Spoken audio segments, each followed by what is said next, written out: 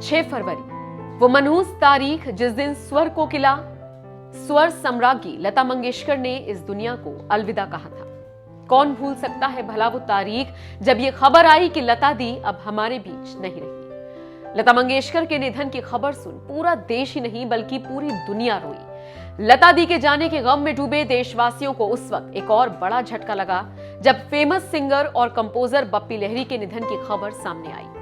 बुधवार सुबह आई इस खबर ने एकाएक सबके रोंगटे खड़े कर दिए। बातें तो यहां तक होने लगी कि मां के जाने के गम को बेटा झेल नहीं पाया और खुद भी चल बसा। जी हां, बप्पी दा की मौत लता दी के जाने के ठीक 10 दिन बाद हुई, यानी कि 16 फरवरी को खबर आई कि बप्पी दा हमारे बीच नहीं रहे। बताया गया कि बप्पी दा पिछले लंबे वक्त से बीमार चल रहे थे और मंगलवार देर रात उनकी मौत ओएसए यानी कि ऑब्स्ट्रक्टिव स्लीप एपनिया से हुई। बप्पी दा के निधन के बाद से ही लोग उनका कनेक्शन लता मंगेशकर से जोड़कर देख रहे हैं। कहा जा रहा है कि लता मंगेशकर के साथ बप्पी दा बेहद खास रिश्ता रखते थे, इसलिए उनके जाने का गम वो सह नहीं पाए और इस दुनिया से चले गए। आपको बताते चलें, बप्पी दा लता मंगेशकर के साथ एक बहुत खास और मजबूत रिश्ता शेयर करते थे। देश ने संगीत क्षेत्र की इन दो हस्तियों को मां बेटे की नजर से देखा।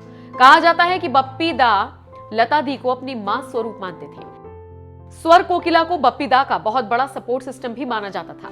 लता मंगेशकर ने ही बंगाली फिल्म दादू में उनके पहले कॉम्पोजिशन को आवाज दी थी। 6 फरवरी को जब लता मंगेशकर के निधन की खबर सामने आई तो बप्पी दा बेहद टूट गए थे। उन्होंने इंस्टाग्राम पर एक बहुत पुरानी और खास फोटो शेयर की थी जिस पर उन्होंने मां लिखा था। इससे पहले बीते साल जब बप्पी लहरी ने नवंबर में अपना 69वां जन्मदिन मनाया था, उस दौरान कंपोजर को बधाई देने वालों की लिस्ट में लता दी का नाम भी शामिल था। लता दी के साथ अपने इस खास रिश्ते को खुद बप्पी ने बयां किया था। टाइम्स ऑफ इंडिया से बात करते हुए बप्पी लहरी ने कहा था, वो मुझे तब से जानती हैं जब मैं सिर्फ 4 साल का था। वो मेरे लिए मां जैसी है। बप्पी ने कहा था, मैं 4 साल का था जब कोलकाता के ईडन गार्डन इलाके में जहां हम रहते थे, लता जी ने घर आकर मुझे आशीर्वाद दिया। मेरे पास अभी भी उनकी गोद में बैठे हुए मेरी एक तस्वीर है। उन्होंने मेरे पिता के लिए कई बांग्ला गाने गाए जो कोलकाता के जाने माने संगीतकार थे। तब से उन्होंने मुझे सपोर्ट किया। उन्होंने मेरी पहली रचना एक बंगाली फिल्म दादू में गाया था। अगर लता जी ने मेरे लिए गाना नहीं गाया होता तो मैं मुकाबले से बाहर हो जाता।